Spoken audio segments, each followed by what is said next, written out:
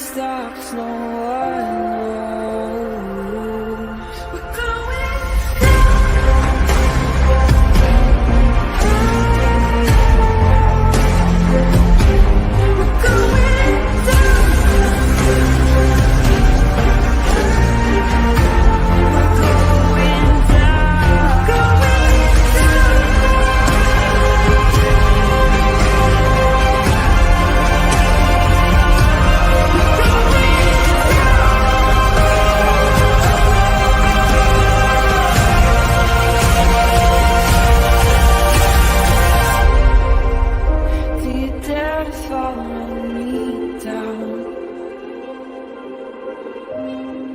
head into the unknown.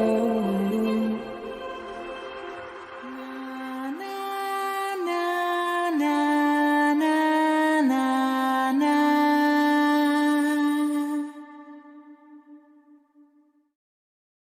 Hey, everybody. Happy Wednesday.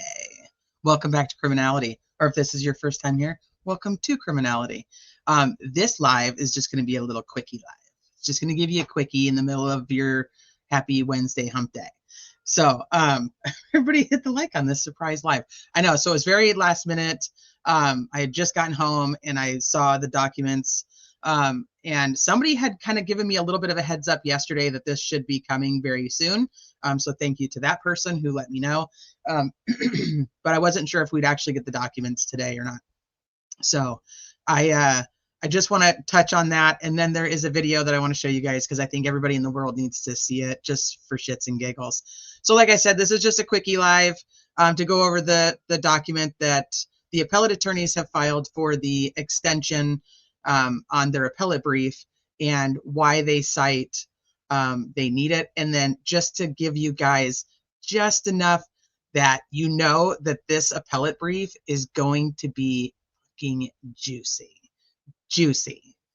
So let me say hi to you guys in chat really quick and then we'll get started because like I said, I won't be on for super long. You've got me for probably about maybe an hour and then I got some stuff to do and then I've got to schedule the next Q&A live with All Eyes and Sleuthy and see what their availability is. So hopefully we can take care of that this week. Hi, Ems. You're wearing it. It's freezing in Indiana. It's not freezing here. Plus, I just left working out. So I literally left the gym, came home, should be taking a shower, and I'm not. I'm on with you guys instead. So forgive the shiny. But I will, that's why I'm like, I have other stuff I have to go do, but I wanted to get this done. What's up, Charmaine? Hi, Mother of Dragons. What's up, Carla? Hi, Wolf Spirit. What's up, Patty? Judge Jessica's in the house. Hi, Laura. Oh my God, I have chills. Hi, Brienne. Ems. What's up, Jessica? Did somebody gift memberships? Who did it? Carry on. Thank you, and welcome to the new members. I was watching a trial, but T and Delphi. Well, I'm not, like I said, this is just a little quickie, so you'll be able to get to where you need to go and catch up on your trial. What I'm really doing is just helping you get through like the side bars. What's up, Leah? Hey, True Crime Addicted. Hey, Anders. Hi, Lacey. I love quickies. Me too. In the middle of the afternoon on a Wednesday, like what's better, right? What's better? A little quickie with Teresa. What's up, Indiana girl? Hi, Chansey. Let me see who else is up here. What's up, Nico? Hey, Glitterwitch. Shaz. Hi, Susie.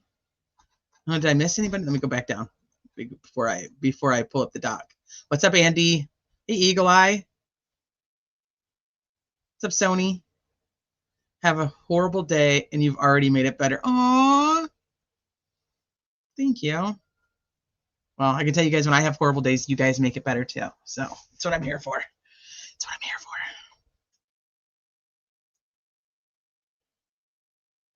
New Hampshire. Did you watch that doc? I started it and then I have not finished it. So I need to finish it. Thank you for sending me the link. It's on Lily and Jack from Canada. If one of the mods wouldn't mind dropping Charmaine's channel link in the chat.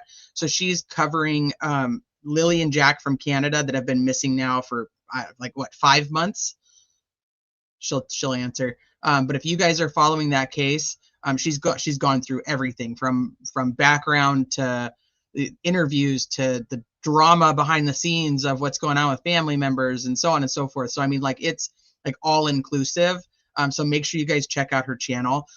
Not to mention, you guys love my intro song, and she also has it. So she asked, no judgments. I was happy to give it to her and say, do it, girl. Let me see who else has popped in. Much needed distraction. Minnesota's cold. Well, I mean, like last week I was in like sweats and sweatshirts, and tonight I will be too, because I mean, it's going to get really cold. Oh, I shouldn't say really cold, because that's really just not nice to you guys that are in the snow. Okay. All right, let's see. Let me pull this up real quick so that I can read it for you. What doc? It's a so Charmaine is covering Jack and Lily, but she was like, you need to watch this documentary that just it keeps out like all the drama of the Jack and Lily case, and it just goes through just like the factual information, kind of like how my background documentaries are. And so I was watching her live, and she had mentioned it, and I asked her to send me the link. So if you guys want that link too, I can make sure I post it, because it's just background on the Jack and Lily disappearance from Canada. But like I said, Charmaine goes through everything from beginning to end.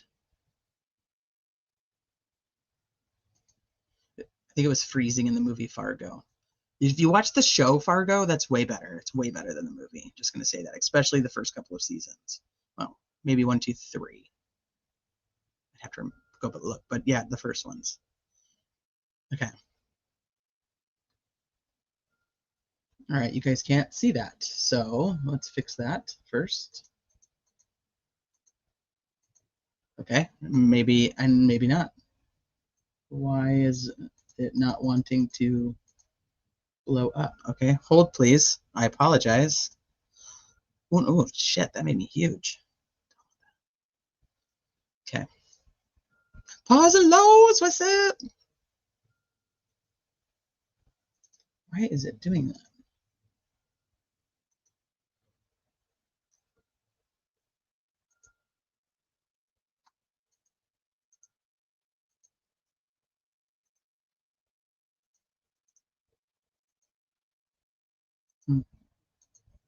Uno momento.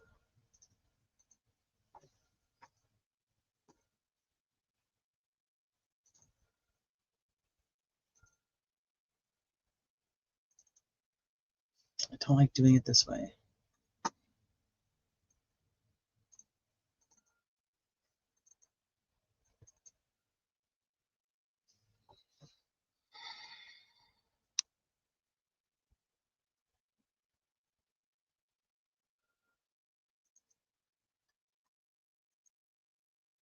But I think it's the only way I can get it for you guys to be able to read it at the same time.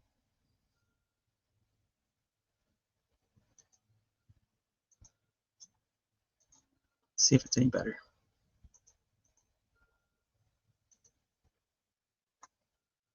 What's up, Critical Thinker? Hey, Grilled Cheeses. What's up, Topher?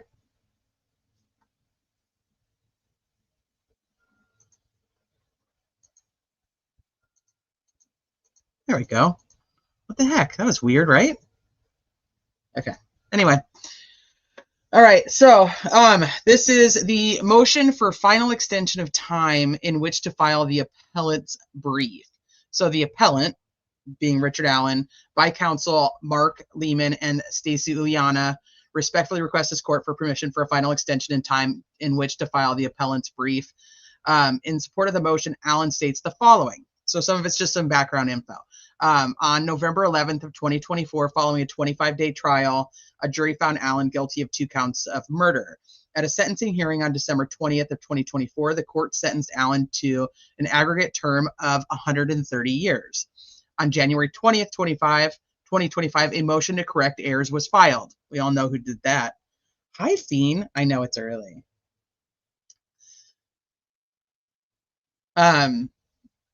We know who filed the motion to correct errors, Mr. Osbrook. Or he didn't file it, but he wrote it. On February 14th, 2025, an order denying the motion to correct errors was filed. A notice of appeal was filed on March 11th of 2025. A notice of completion of the clerk's record was filed on March 14th of 2025.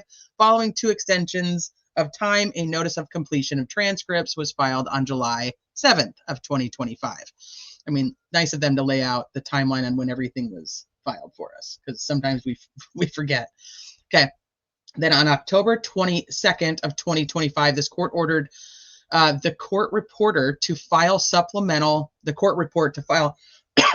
exhibit volumes, including the exhibits that were attached to Allen's motion for Frank's hearing and the motion to correct errors. The court ordered Allen's appellant's brief due. Mother of goodness. What the heck? All right, well, whatever. What is going on with my flipping computer? The court ordered Allen's appellant's brief due 30 days after the clerk filed an amended notice of completion of the supplemental transcript. Because remember, Jody didn't attach all the things that she needed to attach, hence why we have been doing like lives back-to-back, reading depositions and court documents and Kathy Allen's interview and all the things that were actually supposed to be part of the record already, but Jody was like, yeah, no, too bad, so sad you don't get it. Hi, all eyes. So on November 10th of 2025, the clerk filed the amended notice of completion. Counsel for Allen is asking for a final extension of 7 days to complete and file the appellant's brief, which is what we've been waiting for. That's the big one. That's what we've been waiting for. We got the notice of appeal. We've had all these other, delays with Jody not doing her damn job, being on vacation every other week. And then all the extensions that were filed for her to even complete the transcript to begin with. Now we have the appellate attorneys actually asking for 7 more days. So despite the exercise of due diligence, the undersigned counsel will be unable to complete the brief by the deadline for the following reasons. Counsel is still in the process of incorporating the evidence from the supplemental transcript that was filed on November 10, 2025 into the appellant's brief. The supplemental transcript was the size of a standard murder trial transcript, including 5 volumes. 1,201 pages and 7 depositions. In addition, there were many electronic exhibits, including 8 recorded witness interviews lasting about 10 hours. 8 recorded witness interviews. So why are those not public? There's no reason that those aren't part of FOIA or are not part of the public record. We should have access to those interviews. Those 8 recorded witness interviews should be public. In addition, counsel, Ms. Uliana, was unable to help with the review of exhibits and appeal due to her other obligation as lead counsel on an LWOP jury trial that began on November 10th. The case, that's not as important to us.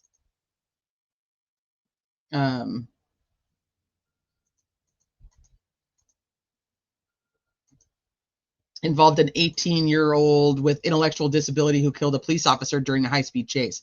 Coordinating experts and out-of-town witnesses and preparing the case took nearly all of counsel's time from October 27th to November 14th of 2025, when it concluded with a plea agreement on the 5th day of jury trial. Okay. Essentially, it's just she was busy. She's busy, okay?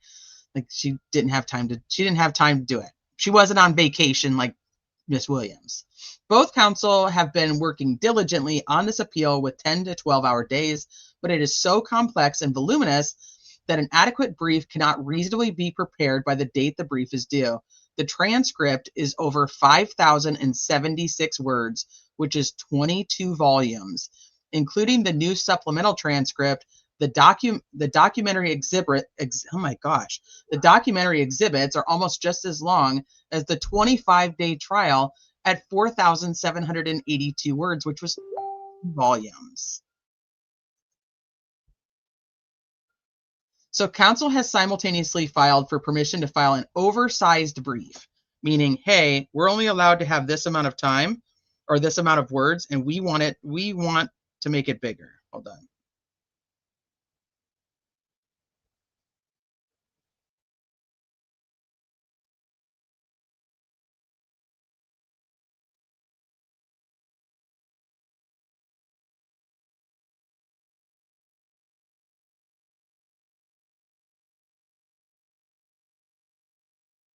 Okay. Oh, that's way better. Thank you, Sleuthy.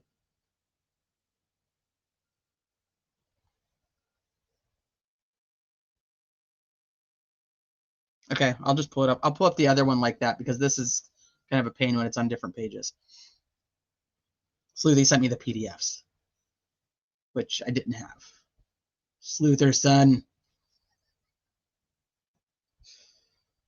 Okay, I'll pull that one up for the next one. This one's almost done. So, counsel has simultaneously filed for permission to file an oversized brief, which is the next one that we're going to read, because this is the extension that they're asking for, explaining that they have identified at least 10 issues, 9 of which involve Allen's constitutional rights. Counsel needs an additional 7 days to ensure they adequately identified and briefed these issues. Their failure to do so would violate Allen's right to effective assistance of counsel and become an issue in later proceedings. Counsel respectfully submits that an additional 7 days will be sufficient to complete the appellant's brief. Allen is currently detained out of state through the Indiana Department of Correction. So wherefore, appellate by counsel respectfully requests this court to grant his verified petition for extension of time in which to file the appellant's brief to and including December 17th of 2025, and for all other relief and just a proper in the premises. So they're asking essentially, can they file on December 17th? And then we're going to read why they want to file, why it's going to be bigger. We do not have an extra large brief yet. They have not filed it. But the fact that they want to, and what they're saying being that they have 10 issues that they want to raise, 9 of which are violations of Rick Allen's constitutional rights, means we're talking about a doozy of a brief. I mean, it's going to be juicy. Hey, Lowlight. Okay, let me pull this one down so I can pull up the other one in a PDF form. Gosh darn it, why don't I this?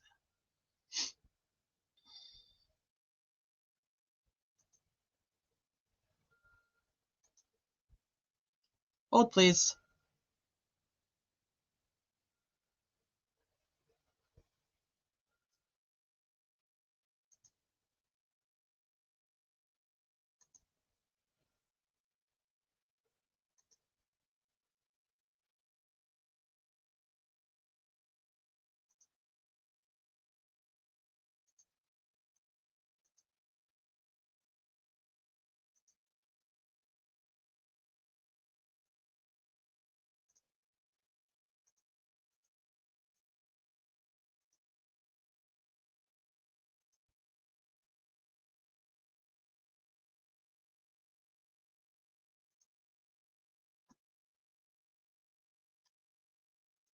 And get rid of those.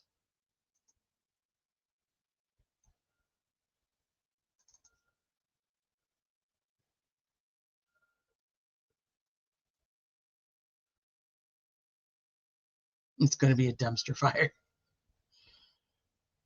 All right, here. That's so much easier. PDF. I love it.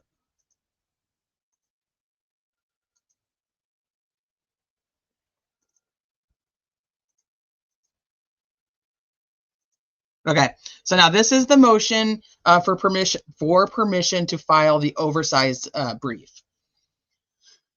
So it gives essentially the same background here: sentencing December 20th, 2024, motion to correct errors, notice of appeal, all the same things that we just read. So here is, after extensions of time and remand to supplement the record with missing exhibits, the appellant's brief is originally supposed to be due on December 10th of 2025. The appellant's brief cannot exceed 14,000 words.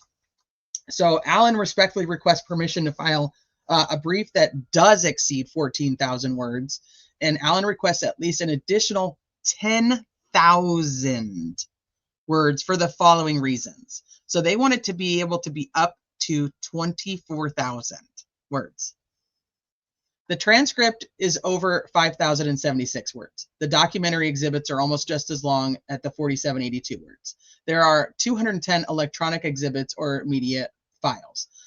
To properly summarize the evidence requires a lengthy statement of case and statement of facts. So that's just essentially the history, exactly what, I mean, think of like they're giving us like this timeline on when everything is filed, but think of it tenfold, right? You know, because they have to go through everything that's happened in the case, everything that happened at trial, investigation, trial, you know, post-conviction, what was denied with the motion to correct error.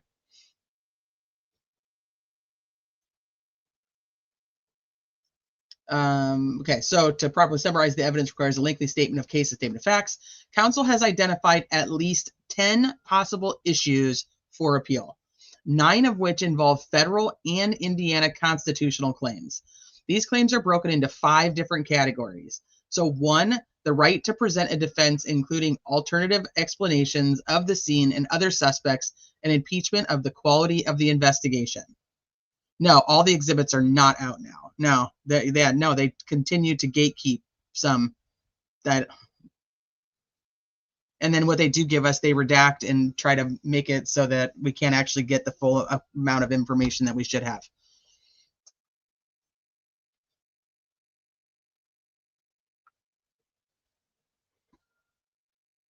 Okay, so number 1 is the right to present a defense. Judge Gull was like, nope, too bad, so sad, no nexus, go home, cry in your oatmeal. The right to present a defense undermining the reliability of Allen's incriminating statements. So I did it, I think I did it, I think I cheated on a cigarette, I killed all these other people who are not dead. You know, they were not allowed to bring any of those videos, and they were not allowed to bring any of those videos in, even to the point where the phone calls where he's talking to his wife or his mom and his wife. There was a phone call to his dad that happened right before that the defense asked to play and was denied. But they wanted to play it for context so that they could have the jury could hear everything that was going on that day and what his state of mind was. And the judge said no.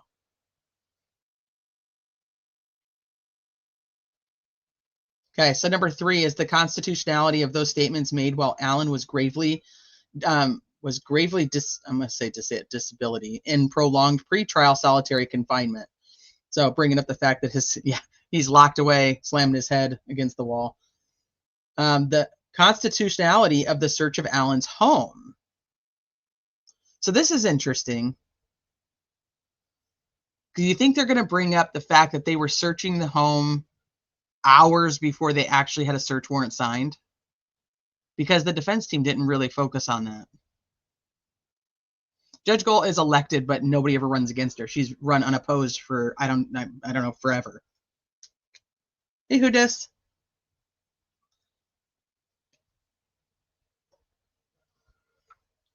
We don't know. We don't actually know.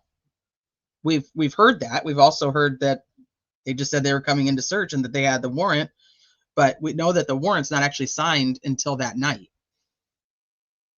So I wonder if they're going to talk about that. But like I said, I don't know. The defense attorneys didn't, so it always made me think that maybe it wasn't as big of a deal as I thought it was to begin with. You know what I mean? That maybe he did give permission, and that's why the defense attorneys never brought it up. But it's just interesting that they put that in here. So are they going to do the focus like the defense team did on Tony Liggett writing a crappy probable cause for the search warrant and having a judge sign off on it? You know, where he leaves out all this information and puts in false facts, which was the entire purpose of the Franks motion. Because when the defense team tried to bring that up to the judge, Gull was like, well, we're going to need a Franks on that. And so here they go back and they write this 136-page document on all the shady crap that Tony Liggett did. And she's like, yeah, I'm going to go ahead and deny that without a hearing. And then they write another one and she denies that. And then they write another one and then she denies that.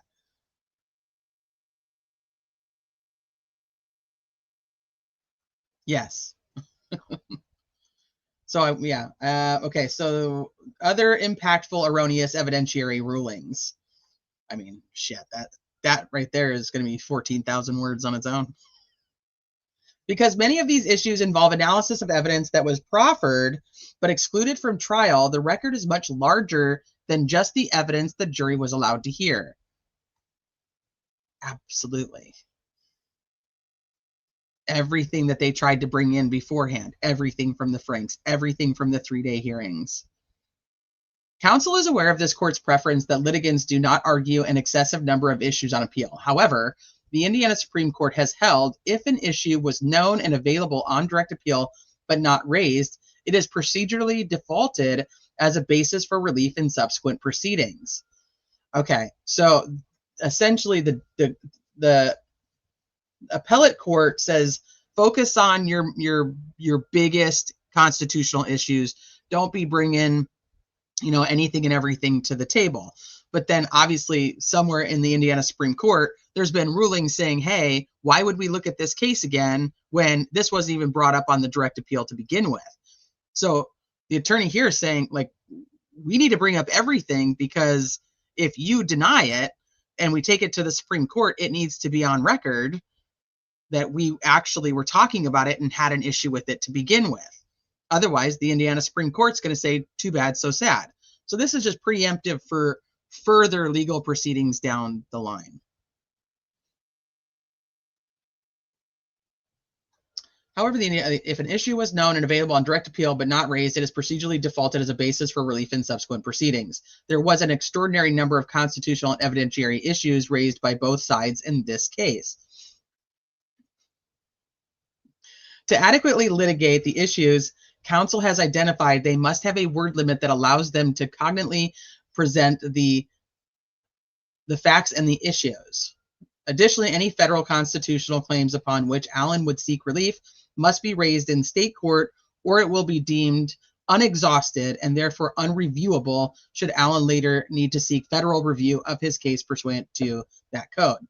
Exhaustion for purposes of code requires that a claimant make a full and fair presentation of his claims in state court proceedings to give the state court an opportunity to resolve federal constitutional claims before those claims are presented to the federal courts. Same concept. You can't take it to the Indiana Supreme Court if you didn't actually file it on direct appeal. Was never raised, was never an issue on direct appeal, can't see it there. So same concept. Now, Indiana Supreme Court doesn't want to, says no, try to take it to the federal court, they're going to say no.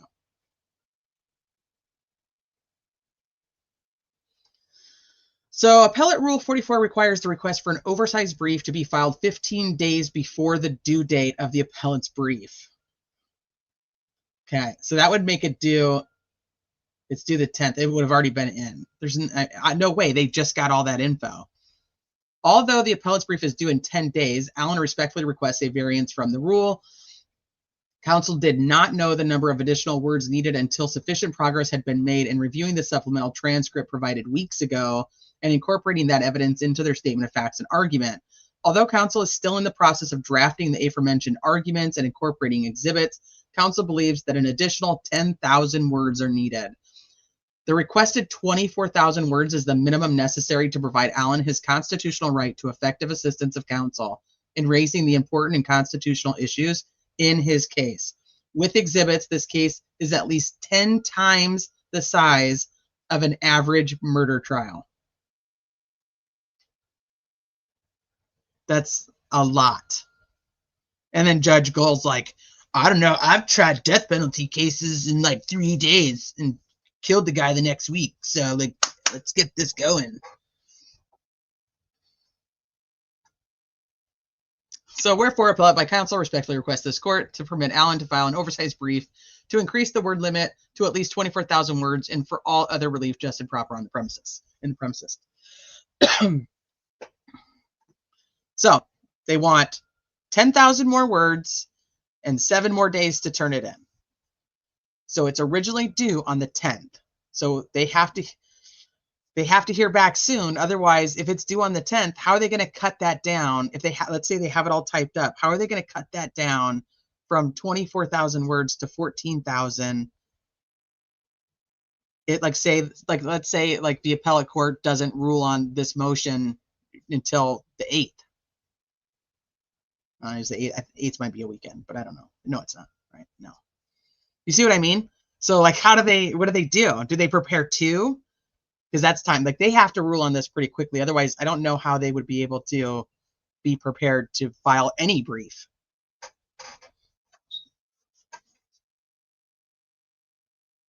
Oh, the royal wheat. What's up? Yeah, think about that. And there are not very many pretrial hearings. It's because literally every motion the defense filed, they threw it into this 3-day hearing and then just made it so that the defense team struggled to be able to present any evidence at all. And then she's like, no, you can just proffer that. You can proffer that. You can proffer that. And then they're like at trial, like, okay, can we proffer that? And she's like, no. Is it new? Is it new since the hearings? I think they are asking for is fair only 10 more days and some more words. State usually wants 30 days every time.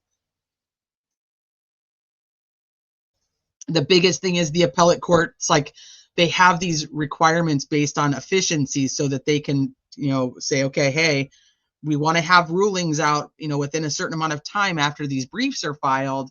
And to be able to do so, we have to keep them at a certain amount of words. They have to be, if they are granted the ability to go over that word count, we want it to be in sooner so that we still hit our deadlines. Hi, Rex. So good to see you. So many people here today that I haven't seen forever. It's so good to see you guys. I missed you, Rex. You changed your pic. Your little tiny. I'm like staring at it like so tiny. Yeah, the thing was supposed to be filed. Hey, Tammy. The thing was supposed to be filed on my birthday back in September. Yes. Well, they didn't even have everything. So it'll be interesting. T question. Are the appellate attorneys bound by the trial attorney's joint stipulation? We kind of talked about that with Andrea. I would say if they're not going for ineffective assistance of counsel, then yes. If that's not one of their issues to begin with, I don't know how they would get around. I don't know how they would say, I don't know how they'd get around that. But I mean, I think they're really more focused on, the appellate attorneys are more focused on these constitutional violations. I would be curious how the stipulations would fall under his constitutional rights outside of ineffective assistance of counsel. Do you see what I mean? Like, I can't think of another constitutional violation for that. Angela, see, like some of you guys, I gotta come live during the day more and see you guys. Miss you guys.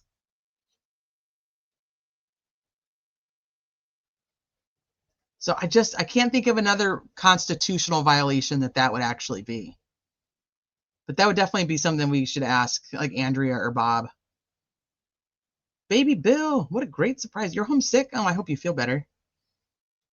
Okay, so that's the two things that were filed today.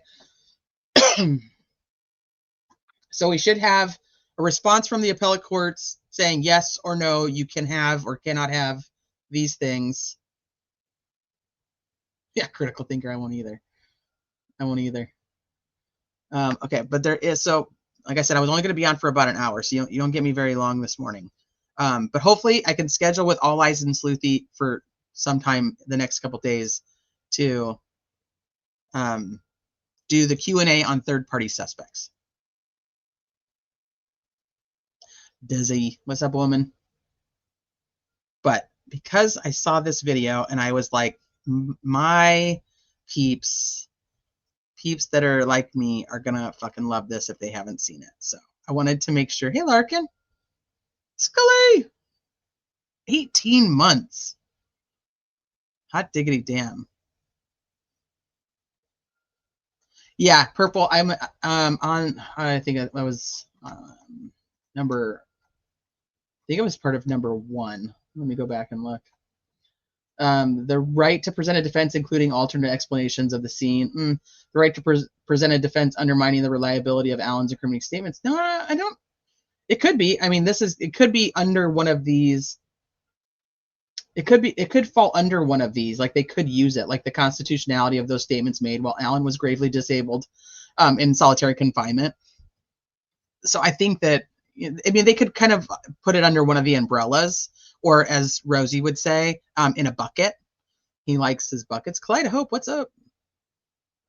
Okay, so if you missed the reading of the documents, rewind. Other than, like I said, I'm going to play you guys this video by Indy Cindy. So if you guys have seen it, watch it again because it's worth it. And if you haven't seen it, enjoy.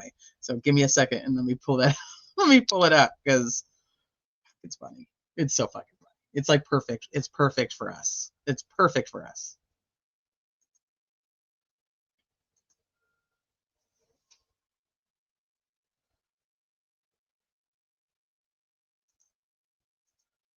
Okay, this is to preface this video before I play it. It is not real. It is created by AI. So this did not actually transpire, although it would be fucking great if it did.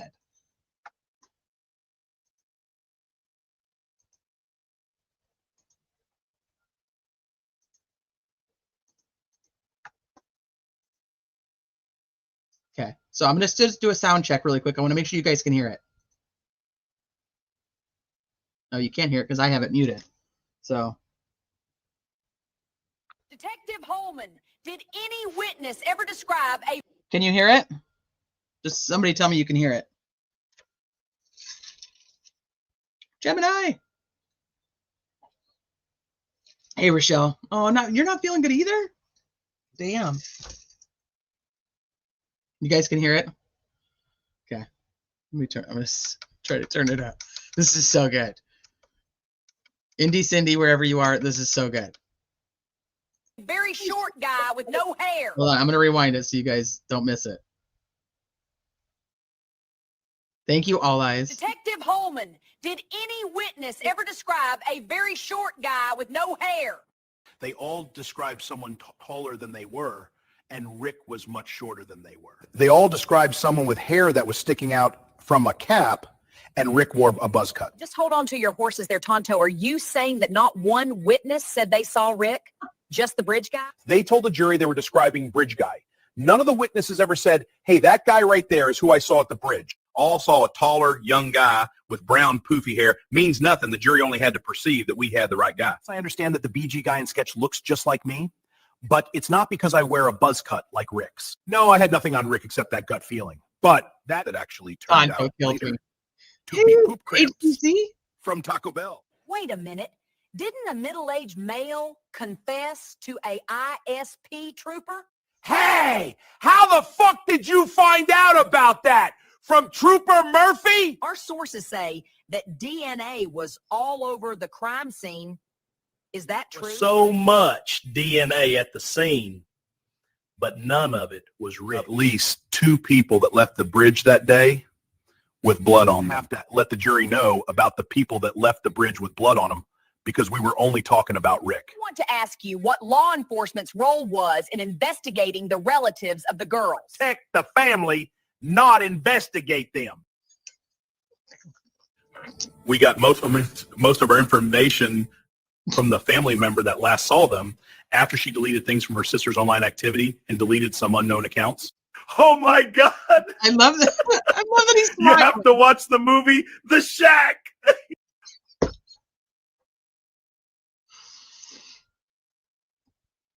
Hey, Veronica. Hey, Dre Dirt. About this bullet left at the crime scene that you say was cycled through a SIG gun, yet the expert can rule out other SIG guns. Didn't you carry a SIG gun with 40 caliber rounds? And isn't your 40 caliber law enforcement ammo also hollow point rounds? And who would most likely carry that same T-series Winchester law enforcement ammo? Oh, several of us carried SIG guns, and the ammo we used was T-series rounds. It's special ammo for cops. So it's not civilian ammo that you just buy down at the local Walmarts now, is it? Are you catching what I'm throwing down here? I don't know how the fuck you thought you could pull this frame job off, but you probably belong behind bars for this. Let's get another affiliate to bring some clarification, can we? What did you find in the trial transcripts? We asked for the transcripts of the trial, and this is what they say. Big show of a police search of his home in front of his neighbors, frisked him in public so that people would think he was a bad guy. I mean, all I did was order 24/7 surveillance of Rick, including when his lawyers came to the prison. We tried everything, but what finally got him was screwing with his medications and then injecting him with Haldol. Fucks up their reality and makes it so that a prisoner is more susceptible to suggestions and coercion. I suggested the constant loud noise, the light always on, and the thin mattress on the floor. The thin mattress. I've done some unethical shit in my time, but Yes, damn, you man, have, Nancy. you're a straight up gangster. We also shut his water off, forcing him to get water out of the toilet, and only brought one meal a day. Oh, and did you see my award at CrimeCon for Detective of the Year? Should get ready for Friday night freak-offs. In cell block D is all I'm saying. Fuck this shit. I give up. I need another vodka if I'm going to finish this interview. What about the cat? Can you tell me about the cat? Jar Bear, lying on the stand under oath is called perjury. Jar Bear. Does Disney Detective School teach that concept? Goddamn, how does this idiot get to carry a gun around? He was at home at the time of the crime, and we had no evidence tied to him, but it doesn't mean we can't do what we want for fuck's sake. You assholes act like we can't choose who we want to convict. The game is rigged. We steer the evidence towards who we think did it. One of the lies I told on the hidden true crime interview was this. I said Rick emptied his pockets when I went to interview him. And then I said I thought that was real. I love you, baby.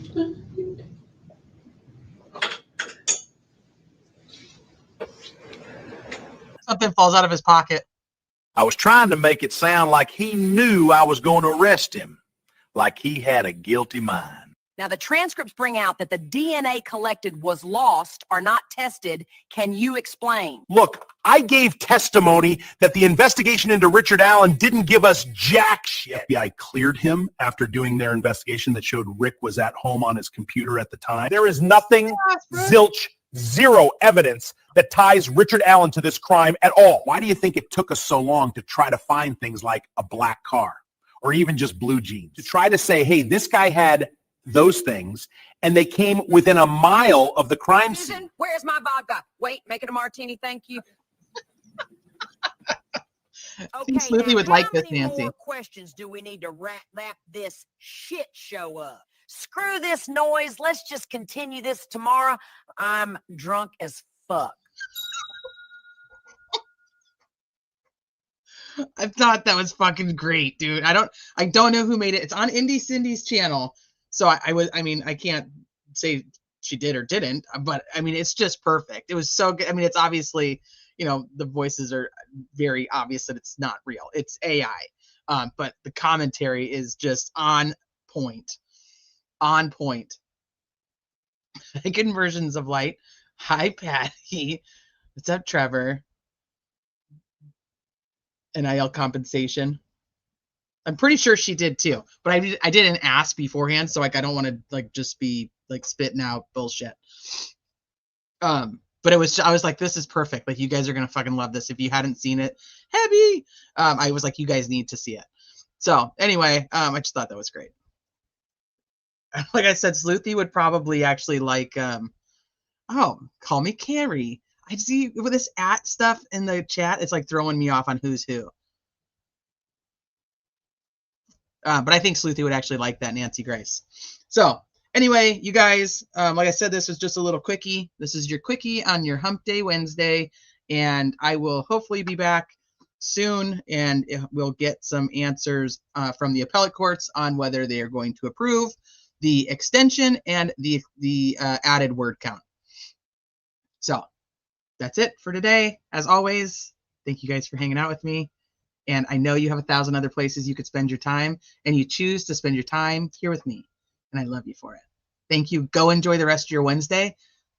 If I can, maybe I'll even do another surprise live this afternoon. You never know. Shit happens. Go. Have a good one. See you later.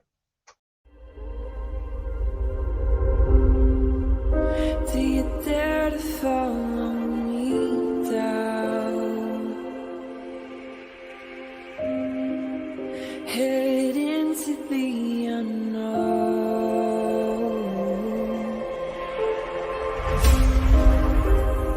Down the rabbit hole.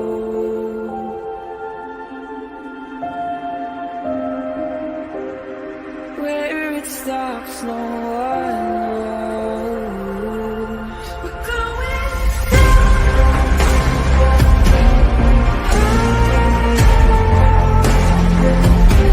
We're going down.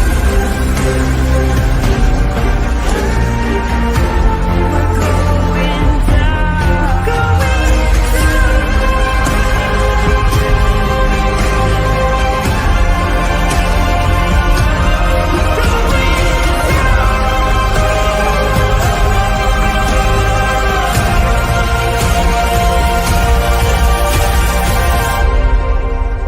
Do you dare to follow me down? Head into the unknown.